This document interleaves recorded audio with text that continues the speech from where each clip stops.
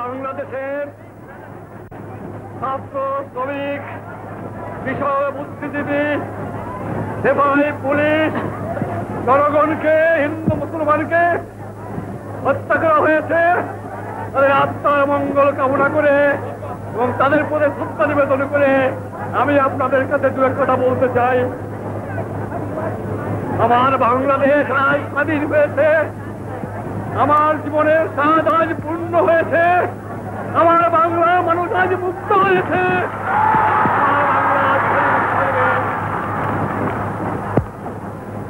আমি আজ বক্তৃতা করতে পারবো না। বাংলার ছেলেরা, বাংলার মায়েরা, বাংলার কৃষক, বাংলার শ্রমিক, বাংলার বুদ্ধিজীবী কিভাবে সংগ্রাম করেছে। আমি কারাগারে বন্দী ছিলাম, ফাঁসি কাটতে যাবার জন্য প্রস্তুত ছিলাম, কিন্তু আমি জানতাম আমার বাঙালিকে কেউ দাবায় রাখতে পারবে না। ঘাতকেরা হত্যা করেছে তাকে। রাতের আধারে চুপিসারে কাপুরুষের মতো ঘাতকেরা হত্যা করেছে সিংহপুরুষ, ইতিহাসের মহানায়ক, বাঙালির জাতির পিতা বঙ্গবন্ধু শেখ মুজিবকে। এদেশের মানুষ আর মাটিকে তিনি বড় বেশি ভালোবেসেছিলেন।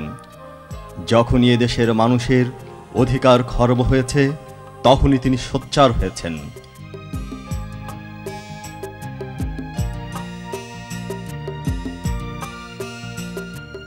প্রত্যেক গ্রামে, প্রত্যেক মহল্লায়, প্রত্যেক ইউনিয়নে, প্রত্যেক সাব ডিভিশনে আওয়ামী লীগের নেতৃত্বে সংগ্রাম পরিষদ গড়ে তোলো এবং তোমাদের যা কিছু আছে তাই নিয়ে প্রস্তুত থাকো। মনে রাখবা, রক্ত যখন দিয়েছি রক্ত আরো দেবো, এদেশের মানুষকে মুক্ত করে ছাড়বো ইনশাআল্লাহ। এবারে সংগ্রাম আমাদের মুক্তির সংগ্রাম, এবারে সংগ্রাম স্বাধীনতার সংগ্রাম। জয় বাংলা।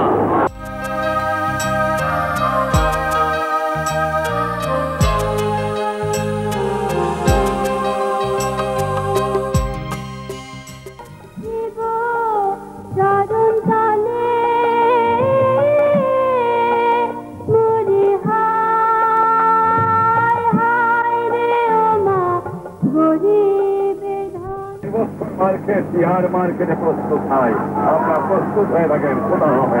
জয় বাংলা।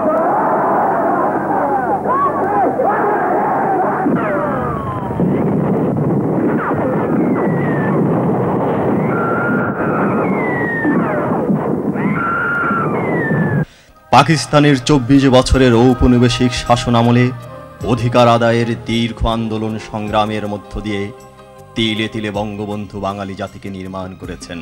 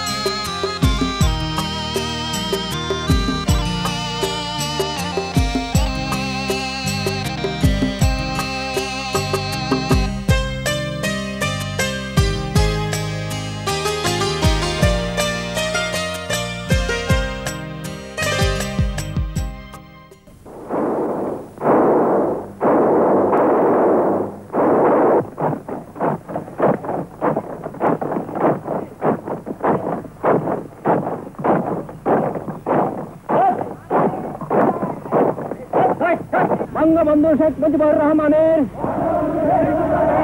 অগ্নিমন্ত্রের আদর্শে নিজেকে উৎসর্গ করিত কোন প্রকার কুণ্ঠাবোধ করিব না। জয় বাংলা, জয় বাংলা।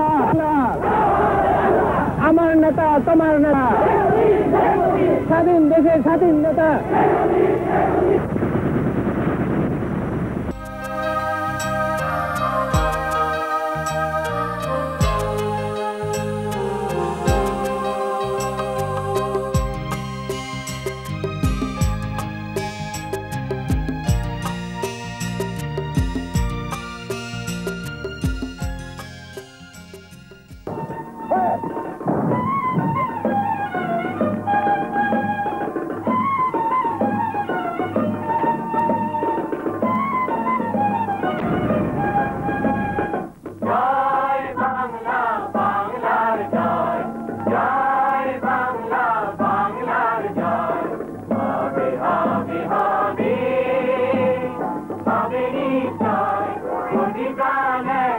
জেগেছে অন্ধরাতে নতুন সূর্য ওঠারে তো সময় মণিপ্রাণ একসাথে জেগেছে অন্ধরাতে নতুন সূর্য ওঠারে তো সময় জয় বাংলা বাংলার জয়।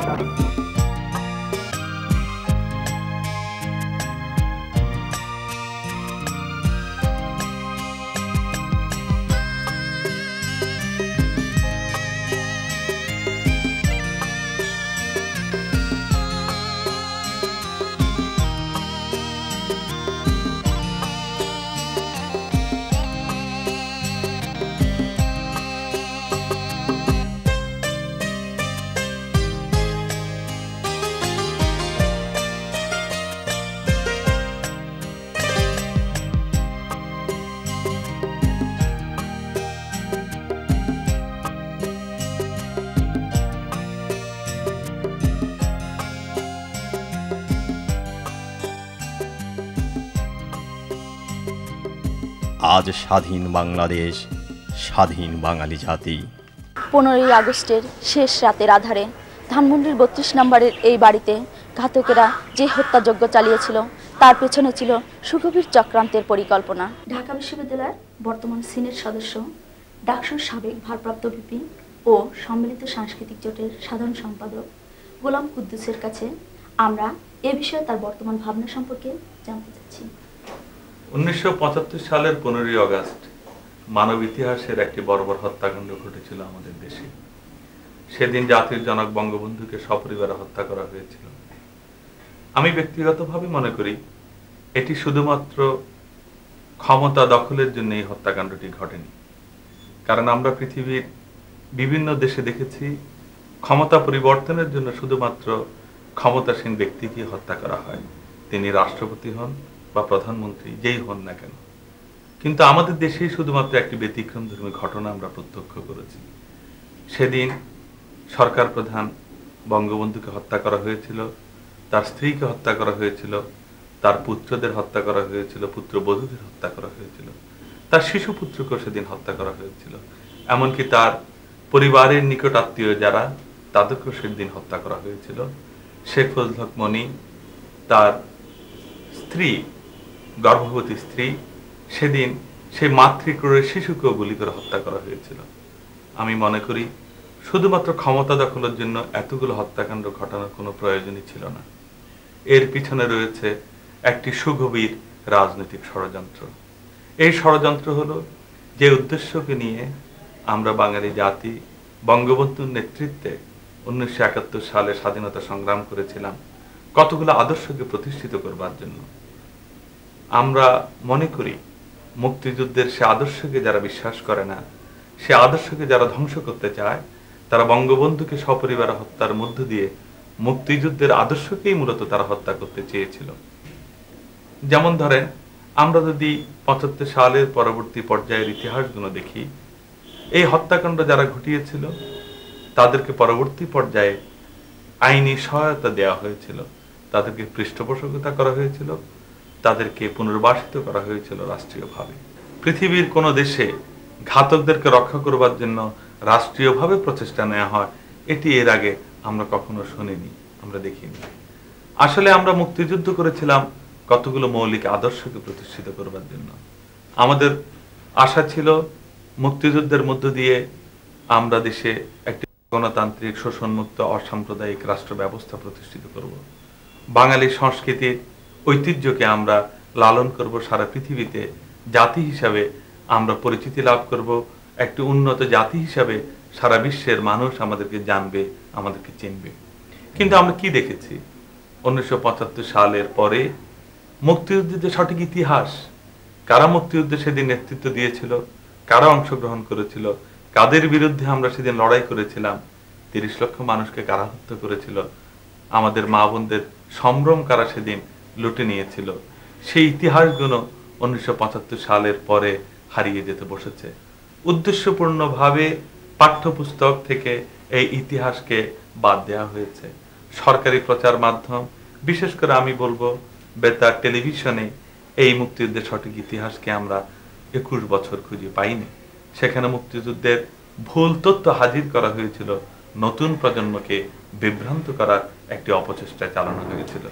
কারণ নতুন প্রজন্ম যদি মুক্তিযুদ্ধের সঠিক ইতিহাস জানে, উদ্দেশ্য জানে, তাহলে তারা ৭৫-এর এই গণহত্যাকে, এই নির্মম হত্যাকাণ্ডকে কখনোই মেনে নেবে না।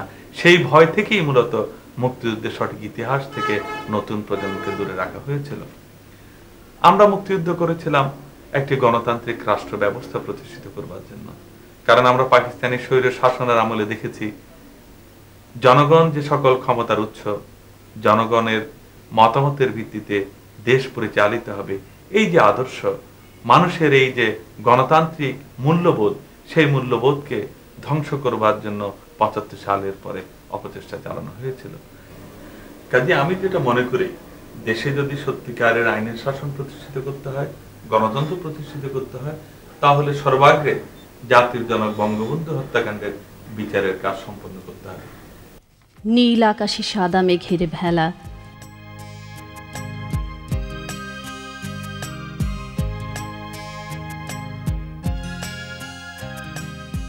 কুলুকুলু রবে নদী প্রবাহমান,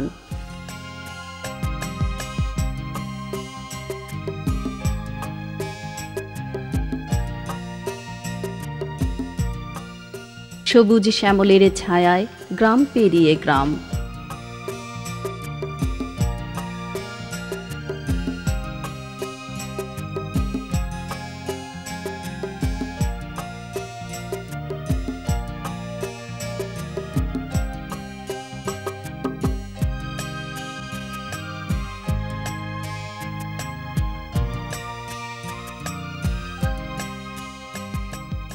শহর নগর এগিয়ে চলে এই ভূখণ্ডে।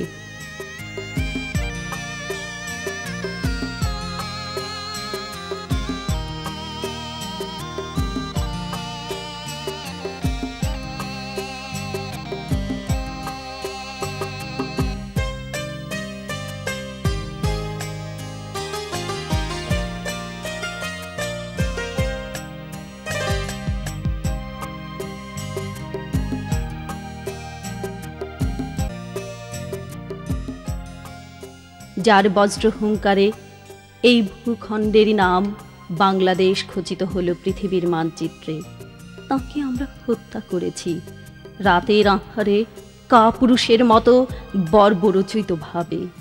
যে চেতনায় উদ্বুদ্ধ হয়ে বাঙালি জাতি মুক্তিযুদ্ধে ঝাঁপিয়ে পড়েছিল, স্বাধীনতা উত্তর সেই চেতনার ভিত্তিতেই রচিত হয়েছিল বাংলাদেশের সংবিধান, স্থাপিত হয়েছিল রাষ্ট্রীয় কাঠামো। কিন্তু আগস্ট হত্যাকাণ্ডের পর এদেশে পুনরায় পাকিস্তানি ভাবধারা প্রবর্তনের চেষ্টা হয়। এরই ধারাবাহিকতায় বাংলাদেশের সংবিধানকে করা হয়েছে ক্ষতবিক্ষত, এদেশের মানুষকে করা হয়েছে বিভ্রান্ত। দেশের খ্যাতিমান আইনজ্ঞ এবং অন্যতম একজন সংবিধান প্রণেতা ব্যারিস্টার আমিরুল ইসলামের কাছে আমরা এ বিষয়ে তার বর্তমান ভাবনা সম্পর্কে জানতে চাচ্ছি।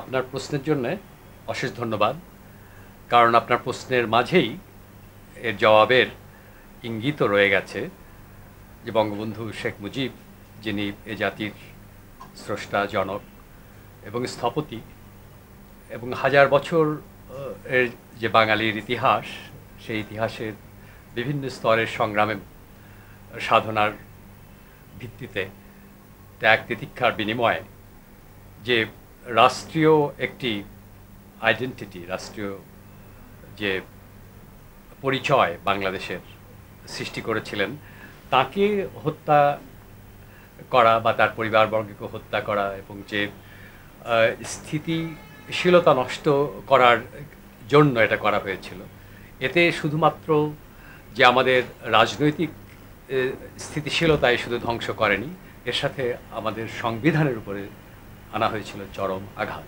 এবং বঙ্গবন্ধুকে হত্যা করে এই সংবিধানকে আঘাত করা হয়েছিল। এবং তার ফলে আমরা পরবর্তী পর্যায়ে দেখতে পারি যে অসাংবিধানিক প্রক্রিয়ায় ক্ষমতা দখলের যে অশুভ চক্রান্ত, সেটা শুরু হলো তো তাই না, হত্যা এবং কুর রাজনীতি, শত শত লোক, সামরিক বাহিনীর ব্যক্তি, তাদেরকে ফাঁসিতে ঝুলাচ্ছে এবং একটা ক্যাঙ্গারু ট্রায়ালের মতো ট্রায়াল হচ্ছে। এগুলো আমাদেরকে মনে করিয়ে দেয় পাকিস্তানের দুঃশাসনের কথা। যখন পাকিস্তানে একটা হত্যা কুর রাজনীতি শুরু হয়েছিল, সেটার বিরুদ্ধে যে আন্দোলন সংগ্রামের ভিত্তিতে আমাদের সাংবিধানিক কোনো প্রতিষ্ঠা হয়, তার বিরুদ্ধেই ছিল এই ৭৫-এর সবচেয়ে জঘন্যতম হত্যা, জাতির জনক বঙ্গবন্ধু এবং পরবর্তী পর্যায়ে যে জেলখানায় হত্যা, তার ভেতর দিয়ে যেমন একদিকে সংবিধানকে নস্যাৎ করা, জনগণের অধিকারকে ভুলণ্ঠিত করা, এবং এমনিভাবে একটা জাতিকে ধ্বংস করার জন্য আমাদের ভাষা যেমন কেড়ে নিতে চেয়েছিল 52 সালে, আমাদের 71-এর মুক্তিযুদ্ধের সময় তারা সমস্ত যুবশক্তিকে একদম নস্যাৎ করে, যাদেরকে রক্ত বের করে যুবকদের লাশ ভাসিয়ে দেওয়া হতো, আমাদের লক্ষ লক্ষ মা বোনদের সতীত্ব নষ্ট করেছে। তারা বলতো যে আমরা পোড়া মাটি চাই, এবং এই দেশে তারা খুব জঘন্যভাবে বলেছে যে দেশের প্রতিটি মেয়েদেরকে তারা একটি করে তাদের পাঞ্জাবি শিশু উপহার দেবে। এই যে একটা জনগোষ্ঠীকে সম্পূর্ণভাবে নিঃশেষ করে দেওয়ার জন্য যে জঘন্যতম ইতিহাসের কলঙ্কজনক যে ইতিহাস রচনা তারা সৃষ্টি করেছিল, এই ইতিহাসকে আরও স্থায়ী করবার জন্যে আমাদের এই যে মুক্তিযুদ্ধের যে গৌরবজনক ইতিহাস তাকে ভুলিয়ে দেওয়ার চেষ্টায় তারা এই সময়টা ব্যয় করেছে। এখন যেটা সবচেয়ে বড় প্রয়োজন, যে বঙ্গবন্ধু শেখ মুজিব এবং তার পরিবারবর্গ এবং জেলের হত্যার মাধ্যমে জাতীয় 4 নেতাকে যে হত্যা করা, এবং তারপর থেকে যে বিভিন্ন রকমের হত্যা ষড়যন্ত্র হচ্ছে, এই সমস্ত হত্যার বিচার না হয় তো ষড়যন্ত্র কিন্তু একটার পর একটা চলতেই থাকবে। এই যেমন আমরা লক্ষ্য করছি যে কোটালীপাড়ায় যে বোমা পাতা হলো প্রধানমন্ত্রী শেখ হাসিনাকে হত্যা করার উদ্দেশ্যে, এই যারা এটা করেছে তাদের শক্তি এবং উদ্দেশ্য কিন্তু ভিন্ন কিছু নয়। বঙ্গবন্ধুকে হত্যার পেছনে যে ধরনের ষড়যন্ত্র ছিল, যে ধরনের একটি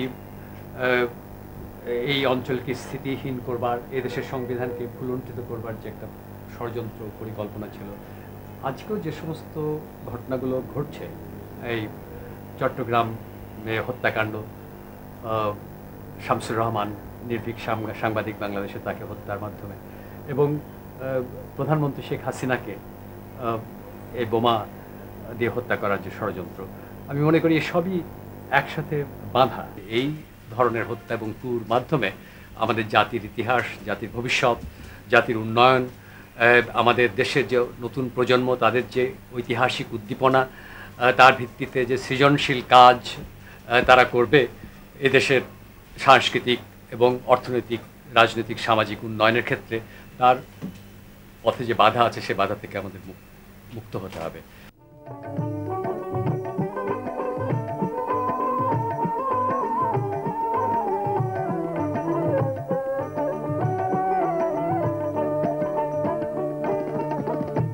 নদীর দেশেই বাংলাদেশে ভাই সবুজ মায়ায় ভরা, আর আজ পদ্মা মেঘনা যমুনাতে,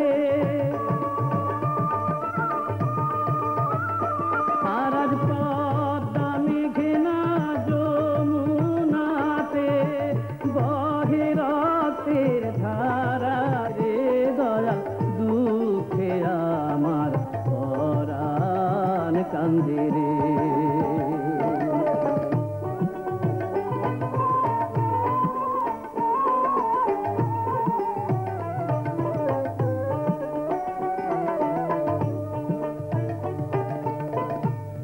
ঘাতকের দম্ভ ভেঙে চুরমার হয়ে গেছে। প্রচলিত আইনে বঙ্গবন্ধু হত্যার বিচারও হয়েছে। নারী, শিশু, অন্তঃসত্ত্বা মা হত্যাকারী ঘাতকরা ভেবেছিল কেউ কোনোদিন তাদের টিকিটিও ছুঁতে পারবে না। বাংলাদেশের মাটিতে তারা আজ আদালতের কাঠগড়ায় দাঁড়িয়ে নতজানু হয়ে বিচারকের রায় শোনার অপেক্ষায়। প্রচলিত আইনে বঙ্গবন্ধু হত্যার বিচার হচ্ছে। বিশিষ্ট সাংস্কৃতিক ব্যক্তিত্ব এবং সম্মিলিত সাংস্কৃতিক জোটের সভাপতি রামেন্দু মজুমদারের কাছে তার এ বিষয়ে বর্তমান ভাবনা সম্পর্কে জানতে চাচ্ছি। 1975-এর 15ই আগস্ট বঙ্গবন্ধুর সপরিবারে নির্মমভাবে যে নিহত হয়েছেন, সেটা সম্ভবত আমাদের বাঙালি জাতির ইতিহাসে সবচেয়ে কলঙ্কজনক অধ্যায়। বাঙালি এ ঘটনায় হতবিহ্বল হয়ে গিয়েছিল এবং কিভাবে প্রতিবাদ করবে তার কোনো ভাষা খুঁজে পাচ্ছিল না, এবং তখন যে বৈরী পরিস্থিতি ছিল তার মধ্যে সংগঠিতভাবে কোনো প্রতিবাদও সম্ভব ছিল না। পরবর্তীকালে 21 বছর পর যখন মুক্তিযুদ্ধের পক্ষের সরকার আবার ক্ষমতায় এসছে, তখন যে দীর্ঘদিনের দাবি বঙ্গবন্ধু হত্যার বিচার প্রচলিত আইনের মাধ্যমে না হয়ে বিশেষ ট্রাইব্যুনালে হওয়া দরকার ছিল, তাহলে প্রচলিত আইনে যে দীর্ঘসূত্রিতার ব্যাপার আছে সেটা থেকে এড়ানো যেত। কিন্তু বর্তমান সরকার চিন্তা করলেন যে তারা বিচার কার্যের স্বচ্ছতা আনার জন্যে এবং যাতে পাছে কেউ না বলতে পারে যে লোকচক্ষুর আড়ালে বিচার কার্য নিষ্পন্ন হয়েছে, সেই জন্য তারা প্রচলিত আইনেই এই বিচারটা করার সিদ্ধান্ত নিলেন এবং সেভাবেই দীর্ঘদিন ধরে এই বিচারের প্রক্রিয়া শুরু হয়েছে এবং বর্তমানে একটা চূড়ান্ত পর্যায়ে আছে। কিন্তু আমাদের সমস্যা হচ্ছে যে ব্রিটিশ আমলে প্রণীত সব আইনের মাধ্যমে আমাদের বিচার কার্যে এত দীর্ঘ সময় লাগে, যখন বিচারের বাণী নিভৃতে কাঁদে বলে এমন একটা অবস্থার সৃষ্টি হয়। তবু আমরা অত্যন্ত আনন্দিত যে এবং স্বস্তি লাভ করছি যে প্রাথমিকভাবে বিচার কার্য সম্পন্ন হয়েছে এবং যারা বঙ্গবন্ধুর ঘাতক তাদেরকে ফাঁসির আদেশ দেওয়া হয়েছে এবং অনেকে পলাতক আছেন। তার বিরুদ্ধে এখন হাইকোর্টে শুনানি চলছে এবং এই শুনানির পর আপিল প্রক্রিয়া ইত্যাদি আছে। তাতে মনে হয় যে আরো বেশ কিছুটা সময় লাগবে। এতে যারা অভিযুক্ত তারা চেষ্টা করবেন যে যত বেশি দীর্ঘায়িত করা যায় এই পদ্ধতিকে, এবং সেটা বর্তমান আইনের সুযোগ নিয়েই করা হবে। কিন্তু একটি কথা হচ্ছে যে আজকে যদি বঙ্গবন্ধু হত্যার বিচার তখনই হয়ে যেত, তাহলে কিন্তু পরবর্তীকালে দেশে যেসব রাজনৈতিক হত্যাকাণ্ড হয়েছে সেগুলো আর সংগঠিত হতো না। অথচ আমরা বাস্তবে কি দেখলাম? যারা বঙ্গবন্ধুকে হত্যা করেছে তারা পুরস্কৃত হয়েছে। কোথায় তারা তিরস্কৃত হবে বা তার জন্য বিচারের সামনাসামনি হবে, তার বদলে তাদেরকে পুরস্কার হিসেবে কোথাও রাষ্ট্রদূত করা হয়েছে, বিদেশে নানাভাবে কূটনৈতিক পেশায় নিয়োজিত করা হয়েছে। এটা অত্যন্ত দুর্ভাগ্যজনক এবং একটা খুব খারাপ নজির সৃষ্টি করেছে যে রাষ্ট্রীয়ভাবে একটা সন্ত্রাস, যেটা বলা যায় আজকে যে সামাজিকভাবে এই সন্ত্রাসের আমরা চারদিকে দেখছি, এটার কিন্তু সূচনা হচ্ছে এই রাষ্ট্রীয় সন্ত্রাস থেকে, যেটা বঙ্গবন্ধুর হত্যাকাণ্ড থেকে শুরু হয়েছে। সুতরাং আমি মনে করি যত দ্রুত বঙ্গবন্ধুর হত্যার এই বিচার সম্পন্ন হবে এবং এই বিচারের যে রায় তা কার্যকর হবে, ততই আমাদের দেশের জন্য মঙ্গল। এবং ভবিষ্যতে এমন দৃষ্টান্ত স্থাপন করতে হবে যাতে করে এ ধরনের রাষ্ট্রীয় সন্ত্রাস বা হত্যাকাণ্ড, রাজনৈতিক হত্যাকাণ্ড যেন চিরতরে বন্ধ হয়ে যায়। এক সাগর রক্তের বিনিময়ে আমরা পেয়েছিলাম স্বাধীনতা। স্বাধীনতা অর্জন ছিল একটি চেতনা, একটি বিশ্বাসের প্রতিষ্ঠা। সেই চেতনা, সেই বিশ্বাস বিনাশের লক্ষ্যেই ঘাতকেরা বঙ্গবন্ধু পরিবারের রক্তে রঞ্জিত করেছিল। ৩২ নম্বর বাড়ি থেকে প্রবাহিত রক্তের নদী এসে মিশেছে স্বাধীনতার জন্য বিসর্জিত রক্তসাগরে। এই বিসর্জিত তেজস্বী রক্তের উত্তরাধিকাররা শত ষড়যন্ত্রের জাল ছিন্ন করে সমুন্নত রেখেছে মুক্তিযুদ্ধের চেতনা ও মুক্তিযুদ্ধের বিশ্বাসকে। এই বিশ্বাস, এই চেতনার মশাল প্রজ্বলিত থাকবে চিরকাল।